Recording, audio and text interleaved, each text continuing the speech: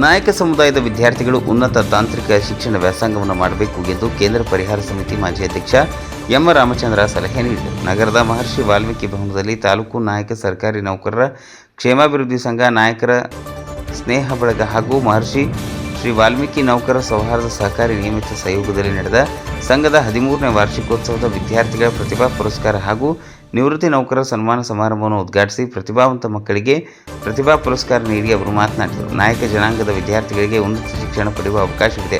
ಸಮುದಾಯದ ಮಕ್ಕಳ SSLC, PUCಗೆ ಶಿಕ್ಷಣ ಮೊಟಕುಗೊಳಿಸದೆ ಉನ್ನತ ಶಿಕ್ಷಣ ವ್ಯಾಸಂಗ ಮಾಡಿ ಮುಂದಿನ ಜೀವನವನ್ನು ಉಜ್ವಲಗೊಳಿಸಬೇಕು.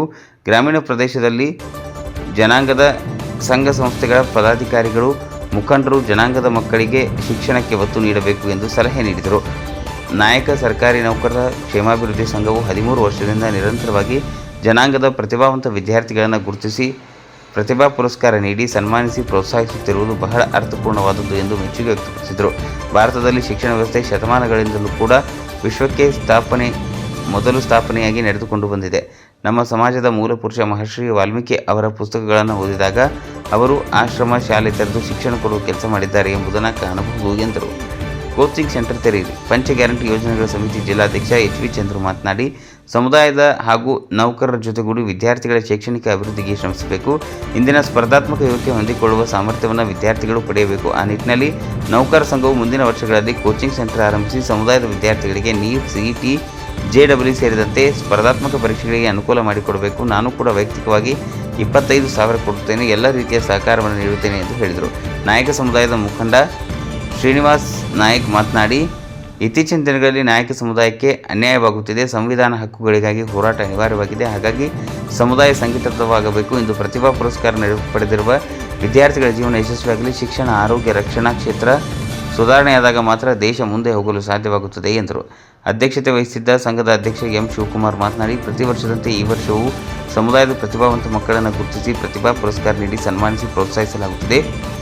ನಿವೃತ್ತ ನೌಕರರು ಸನ್ಮಾನಿಸಿ ಗೌರವಿಸಲಾಯಿತು ಎಂದರು. ಪ್ರತಿಭಾ ಪುರಸ್ಕಾರ SSLC, PUC ಪರೀಕ್ಷೆಯಲ್ಲಿ 75% ಹೆಚ್ಚು ಅಂಕ ಪಡೆದ ಪ್ರತಿಭಾವಂತ ವಿದ್ಯಾರ್ಥಿಗಳಿಗೆ ಪ್ರತಿಭಾ ಪುರಸ್ಕಾರ ನೀಡಿ ಸನ್ಮಾನಿಸಲಾಯಿತು. ಇದೇ ವೇಳೆ ಈ ಸಂದರ್ಭದಲ್ಲಿ ನಿವೃತ್ತ ನೌಕರರನ್ನು ಸನ್ಮಾನಿಸಲಾಯಿತು. ಶಿಕ್ಷಕ ಮಹೇಶ್ ಪ್ರಾಸ್ತಾವಿಕವಾಗಿ ಭಾಷಣ ಮಾಡಿದರು. ನಿವೃತ್ತ ಶಿಕ್ಷಕ ಕೆಂಪುನವರ್ ಸಿದ್ದರಾಜು ಸ್ಪರ್ಧಾತ್ಮಕ ಪರೀಕ್ಷೆ ಕುರಿತು ಮಾತನಾಡಿದರು. ಕಾರ್ಯಕ್ರಮದಲ್ಲಿ ನಗರಸಭಾ ಮಾಜಿ ಅಧ್ಯಕ್ಷ ಸುರೇಶ್, ಜಿಲ್ಲಾ ಪಂಚಾಯತ್ ಮಾಜಿ ಸದಸ್ಯರಾದ ಸೋಮನಾಯಕ್, ರಮೇಶ್, BJP ಮಾಜಿ ಅಧ್ಯಕ್ಷ ಸುಂದರ್ ಮೈಸೂರು, ಜಿಲ್ಲಾ ST ಸರ್ಕಾರಿ ನೌಕರ ಸಂಘದ ಅಧ್ಯಕ್ಷ R ಮಂಜುನಾಥ್, ಪ್ರೊಫೆಸರ್ ದೇವೇಂದ್ರ ಕುಮಾರ್, ಶಿಕ್ಷಕ Lingaraju, Revanna, Ramamurthy, M Shivakumar, R Mahadesh, B Shivaramu, R Chandru, G Raju, H Kariyappa, SM Mahesh, KR Nagaraju, Krishna Nayak, Jagadish, G Shivakumar ಇತರರು ಹಾಜರಿದ್ದರು. ವರದಿ ಹೊಮ್ಮನ ನಂಜುಂಡ ನಾಯಕ್, ಪ್ರಜಾಪವರ್ TV, ಚಾಮರಾಜನಗರ. ಇವತ್ತೇ ನಮಗೆ ಮಾರಿಯಪ್ಪ, ನೀವೆಲ್ಲ ನಮ್ಮ ದೇವರುಗಳು. ನಿಮ್ಗಳೆಲ್ಲ ಪೂಜೆ ಮಾಡ್ತಕ್ಕಂಥದ್ದು, ನಿಮ್ಗಳೆಲ್ಲ ಆಶೀರ್ವಾದ ಮಾಡ್ತಕ್ಕಂಥದ್ದು ನಮ್ಮ ಕೆಲಸ ಅಂತ ಅನ್ಕೊಂಡಿದ್ದೀವಿ. ಆದ್ರೆ ಈ ಕುರಿಗಿರಿ ಏನು ಕಟ್ ಮಾಡಲ್ಲ, ಎಲ್ಲರಿಗೂ ಕೂಡ ಸಾತ್ವಿಕವಾದಂತಹ ಸಂದರ್ಭಗಳನ್ನು ಮಾಡ್ಕೊಂಡಿರ್ತೀವಿ. ನಮ್ಮ ಈ ಒಂದು ಸಭೆಯಲ್ಲಿ ಒಂದು ಪ್ರಾಸ್ತಾವಿಕ ನುಡಿಯಾಗಿ ನಮ್ಮ ಮುಂದೆ ಇಲ್ಲಿ ತಿಳಿಸಿಕೊಡಬೇಕು ಅಂತ ಹೇಳಿ ಆತ್ಮೀಯರಾದಂತಹ ಮಹದೇಶ್ ಅವರಲ್ಲಿ ಈ ಒಂದು ಪ್ರಾಸ್ತಾವಿಕ ನುಡಿಯನ್ನ ಹೇಳಬೇಕು ಅಂತ ಹೇಳಿ ಅವರನ್ನ ಈ ವೇದಿಕೆಗೆ ಆಹ್ವಾನಿಸಿದ್ದಾರೆ. ಯಾರೋ ಒಬ್ಬ ಜಿಲ್ಲಾಧಿಕಾರಿ ಒಂದು ಕಾರ್ಯಕ್ರಮದಲ್ಲಿ ಇಂದಿನ ಮಕ್ಕಳೇ ನಾಡಿನ ಪ್ರಜೆಗಳು ಅಂತ ಹೇಳಿ ಕೋರ್ಟ್ಗೆ ಕೇಸ್ ಹಾಕ್ಬಿಟ್ಟು ₹1 ಫೈನ್ ಕಟ್ಟಿದ್ರು. ಅದಕ್ಕೆ ಇಂದಿನ ಮಕ್ಕಳೇ ಇಂದಿನ ಪ್ರಜೆಗಳು. ಯಾಕೆಂದ್ರೆ ನನ್ನ ಸಮಾಜದ ಗೌರವವನ್ನ, ಮರ್ಯಾದೆಯನ್ನ ಮತ್ತೆ ಘನತೆಯನ್ನ ಎತ್ತಿಡಿತಕ್ಕಂತ ಬಂಧುಗಳು ಯಾರಪ್ಪ ಅಂತಂದ್ರೆ ನನ್ನ ವಿದ್ಯಾವಂತ, ನನ್ನ ಎಲ್ಲ ಸಹೋದರ ಸಹೋದರಿಯರು.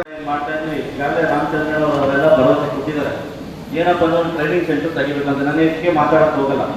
ಯಾಕೆಂದ್ರೆ ಅವರು ಸಾಧನೆ ಮಾಡೋದಕ್ಕೆ ಸನ್ಮಾನ ಮಾಡೋದು ಒಂದು ಕಡೆ ಆದರೆ, ನಾವು ಸಾಧನೆ ಮಾಡೋದಕ್ಕೆ ಸ್ಫೂರ್ತಿ ತುಂಬಬೇಕಾಗಿರೋದು ನಮ್ಮೆಲ್ಲರ ಕರ್ತವ್ಯ.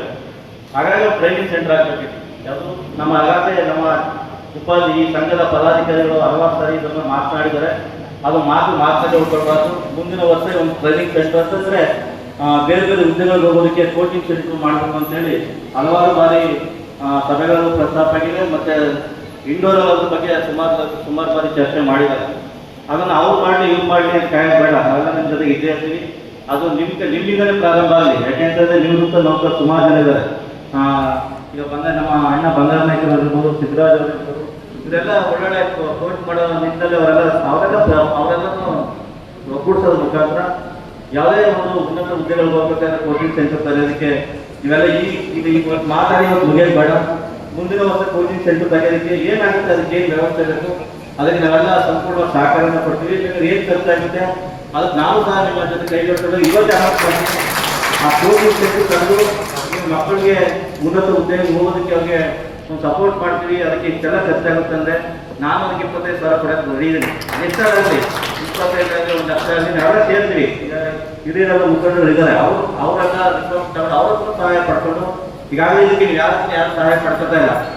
ಉನ್ನತ ಹುದ್ದೆಗೆ ಹೋಗೋದಕ್ಕೆ ಕೋಚಿಂಗ್ ಮಾಡೋದಕ್ಕೆ ನೀವೆಲ್ಲ ನಿಮ್ಮನ್ನು ಬಿಟ್ಬಿಡಿ, ನಾವೆಲ್ಲ ಸಂಪೂರ್ಣ ಸಹಕಾರ ಕೊಡ್ತೀವಿ. ಅವ್ರಿಗೆ ಬೇರೆ ಬೇರೆ ಹುದ್ದೆಗಳು ನಮ್ಮ ಜಿಲ್ಲೆಯಲ್ಲಿ ಹೆಚ್ಚಿನ ಉದ್ಯೋಗಾರ್ಹ ಈಗಾಗಲೇ ತುಂಬ ತಡ ಆಗಿದೆ. ನಿಮ್ಮೆಲ್ಲರೂ ಕೂಡ ಆ ಮಹರ್ಷಿ ವಾಲ್ಮೀಕಿ ಮತ್ತು ಇರ್ತಕ್ಕಂಥ ಎಲ್ಲ ದೇವರುಗಳು ಕೂಡ ನಿಮಗೆ ಒಂದು ಶ್ರದ್ಧೆಯನ್ನು ತಗೊಳ್ಳಿ, ನಿಮ್ಗೆ ಆಶೀರ್ವಾದನ ಮಾಡಿ, ವೇದಿಕೆಯಲ್ಲಿರ್ತಕ್ಕಂಥ ಗಣ್ಯರು ಕೂಡ ನಿಮ್ಮ ಜೊತೆ ಸದಾ ಬೆನ್ನೆಲುಬಾಗಿ ನಿಂತಿರ್ತಾರೆ. ನೀವು ಈ ವ್ಯಾಸಂಗವನ್ನ ಮುಂದುವರಿಸ್ತಾ ಇದ್ರೆ ಈಗ ಅನೇಕ ರೀತಿಯ ಸೌಲಭ್ಯಗಳಿದೆ. ಆ ಸೌಲಭ್ಯಗಳನ್ನು ಉಪಯೋಗಿಸಿಕೊಂಡು ಏನಾದ್ರೂ ಕೂಡ ಮನೆಯಲ್ಲೇ ಕೂತ್ಕೊಂಡು ಅವನು ಶಿಕ್ಷಣವನ್ನು ಮುಂದುವರಿಸುವಂತ ಆಸಕ್ತಿ ಇದ್ರೆ ಅವನು ಖಾಸಗಿಯಾಗಿ ಪರೀಕ್ಷೆಯನ್ನು ವಿದ್ಯೆಯಲ್ಲಿ ಯಾವತ್ತೂ ಇದ್ದಿಲ್ಲ. ಪ್ರಾರಂಭ ಮಾಡಿದ್ದೀವಿ. ಆವತ್ತು ಸಂಸ್ಕೃತ ಭಾಷೆ ದೇವಭಾಷೆ ಅನ್ನೋ ಒಂದು ವಿಧಿಯ ಲಿಖಿತ ಇತ್ತಲ್ಲ, ಅಥವಾ ಯಾರ ಬರೆದಂಥ ಲಿಖಿತ ಇತ್ತಲ್ಲ, ಅದನ್ನು ಅಳಿಸಿ ವಾಲ್ಮೀಕಿಯವರು ಸಂಸ್ಕೃತದಲ್ಲಿ ರಾಮಾಯಣವನ್ನು ರಚನೆ ಮಾಡೋದನ್ನು ಪ್ರಪ್ರಥಮ ಪ್ರಾರಂಭ ಮಾಡಿದರು. ಈ ದೇಶದ ರಾಮಾಯಣದ ಹಿನ್ನೆಲೆ ಏನು ಅಂತ ಹೇಳಿದ್ರೆ ಪ್ರಜಾಪ್ರಭುತ್ವ, ತಂದೆ ತಾಯಿಗಳನ್ನ ಹೇಗೆ ನೋಡ್ಕೋಬೇಕು, ಸೋದರನ್ನ ಹೇಗೆ ನೋಡ್ಕೋಬೇಕು, ಪ್ರಜೆಗಳನ್ನ ಹೇಗೆ ನೋಡ್ಕೋಬೇಕು ಅನ್ನೋದನ್ನು ಸುದೀರ್ಘವಾಗಿ ತಮ್ಮ ವಿಶ್ಲೇಷಣೆಗಳನ್ನ ಮಾಡ್ತಾ ಹೋಗ್ತಾರೆ. ಅವತ್ತು ಅಂದು ರಾಮ ಮಕ್ಕಳಾದ ಲವ ಕುಶರಿಗೆ ಆಶ್ರಮ ಶಾಲೆಯನ್ನು ತೆರೆದು ಅವತ್ತು ವಿದ್ಯೆಯನ್ನು ಪ್ರಾರಂಭ ಮಾಡಿದ್ರು. ಈಗ ಇಲ್ಲೇ ಪ್ರಸ್ತಾಪ ಆಗೋದೇನು ಅಂತ ಹೇಳಿದ್ರೆ, ಬಹುತೇಕ ನಾವೆಲ್ಲ ಹೋರಾಟದಿಂದ ಚಳುವಳಿಗೆಯಿಂದ ಹೀಗೆ ಸಹಿತ ನಾವು ಬಂದವರು.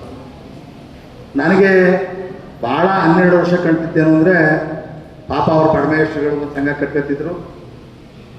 ಅಲ್ಲಿಯ ಆ ಮಟ್ಟಕ್ಕೆ ಅವರಿಗೆ ತರಬೇತಿ ಕೊಡುವಂಥ ಕೆಲಸವನ್ನ ಮುಂದಿನ ದಿನಗಳಲ್ಲಿ ನಾವು ಮಾಡ್ತೀವಿ. ಅದಕ್ಕೆ ಬೇಕಾದಂಥ ಸವಲತ್ತುಗಳನ್ನು ನಾವೆಲ್ಲರೂ ಕೂಡ ಕೂತ್ಕೊಂಡು ಚರ್ಚೆ ಮಾಡಿದ್ದೀವಿ. ಮುಂದೆ ಅದಕ್ಕೆ ಅವಕಾಶವನ್ನ ಕಲ್ಪಿಸ್ತೇವೆ ಅಂತ ಈ ಸಂದರ್ಭದಲ್ಲಿ ಹೇಳ್ತಾ, ನಾವೆಲ್ಲ ಇಲ್ಲಿ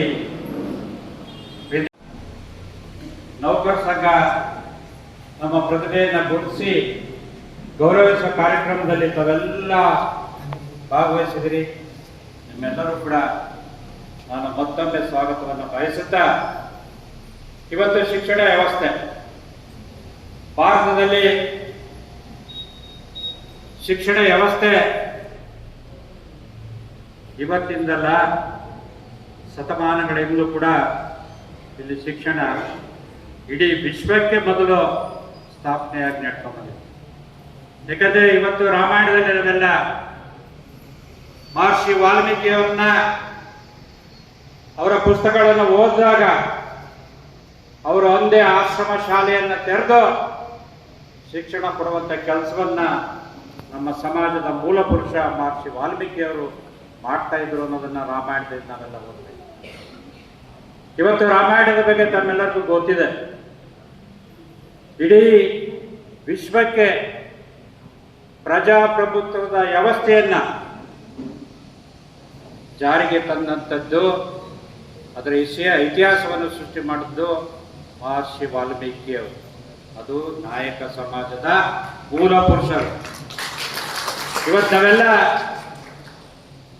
ಅನೇಕ ಸಂದರ್ಭಗಳಲ್ಲಿ ನಾವೆಲ್ಲ ಈ ಶಿಕ್ಷಣ ವ್ಯವಸ್ಥೆಗೆ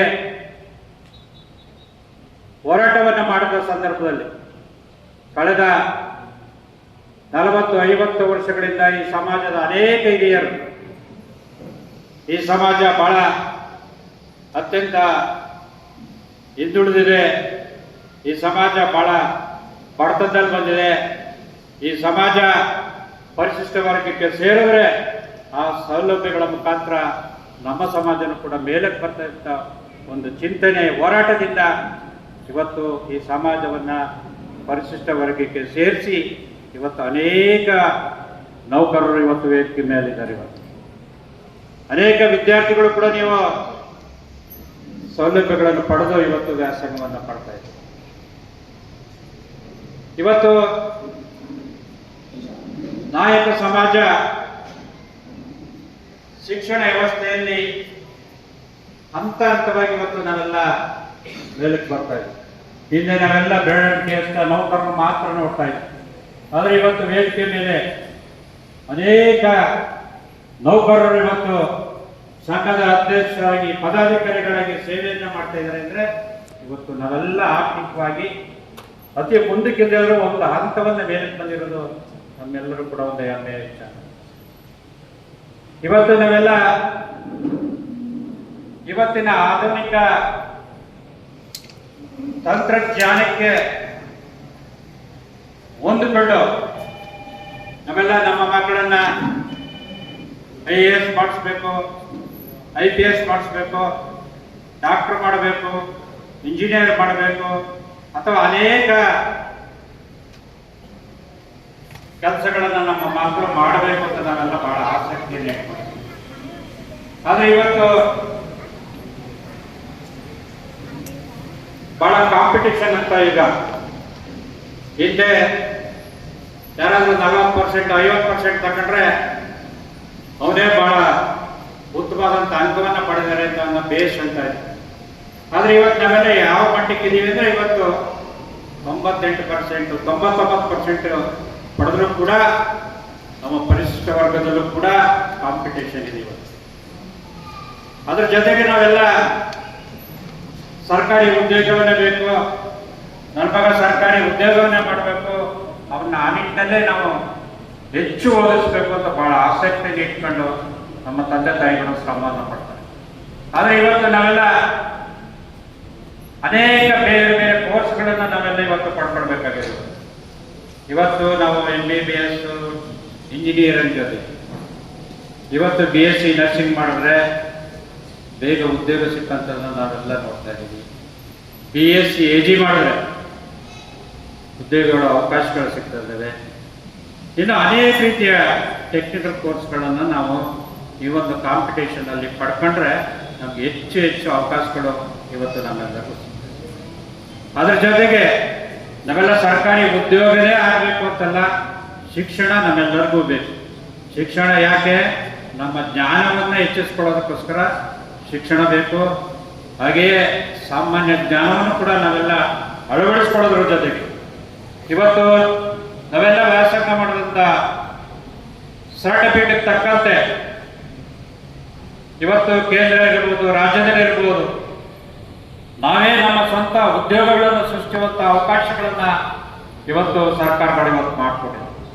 ಪರಿಶಿಷ್ಟ ಜಾತಿ, ಪರಿಶಿಷ್ಟ ವರ್ಗದ ಜನ ನಾವೇನಾದರೂ ಕೂಡ ಕೈಗಾರಿಕೆಗಳನ್ನ ಸ್ಥಾಪನೆ ಮಾಡ್ತೀನಿ ಅಂದ್ರೆ, ಹಿಂದೆ ನಾವೆಲ್ಲ ಸಾಲ ಪಡಿಬೇಕಾದ್ರೆ ಯಾವುದಾದ್ರೂ ಜಮೀನಿಟ್ಟು ಅಥವಾ ಆಸ್ತಿಯನ್ನಿಟ್ಟು ಮನೆಯನ್ನು ಅಡವಿಟ್ಟು ಸಾಲವನ್ನು ಪಡಬೇಕಂತ ಅವಕಾಶಗಳಿತ್ತು.